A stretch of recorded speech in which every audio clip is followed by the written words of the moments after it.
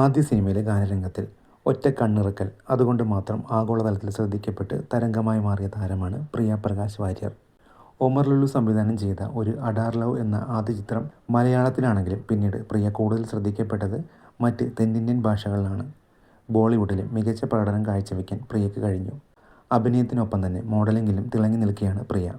Glamour hot ലുക്കുകളിലൂടെ പ്രിയ പിന്നീട് social മീഡിയയിലും താരമായി.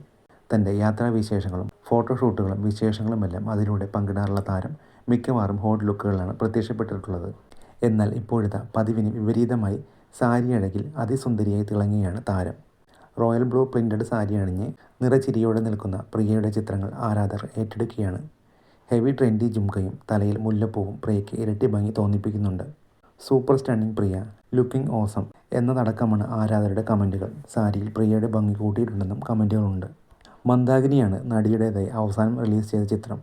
വിഷ്ണുപ്രിയ എന്ന ചിത്രത്തിലൂടെ ഈ വർഷം കന്നഡയിലും അരങ്ങേറ്റം കുറിച്ചിരുന്നു. 3 ബോളിവുഡ് ചിത്രങ്ങളിലും ഇതിനോടകം പ്രിയ അഭിനയിച്ചു കഴിഞ്ഞു. 3 Monkeys, യാരിയൻ 2 എന്നിവ ഈ വർഷം റിലീസ് ചെയ്തു. ലവ് ഹാക്കേഴ്സ് എന്ന ഹിന്ദി ചിത്രമാണ് നടിയുടേതായി റിലീസിനൊരുങ്ങുന്ന അടുത്ത പ്രൊജക്റ്റ്. ജിം ജിം എന്ന ആൽബം സോങ്ങിലൂടെയും പ്രിയ അടുത്തിടെ തരംഗമായി മാറിയിരുന്നു.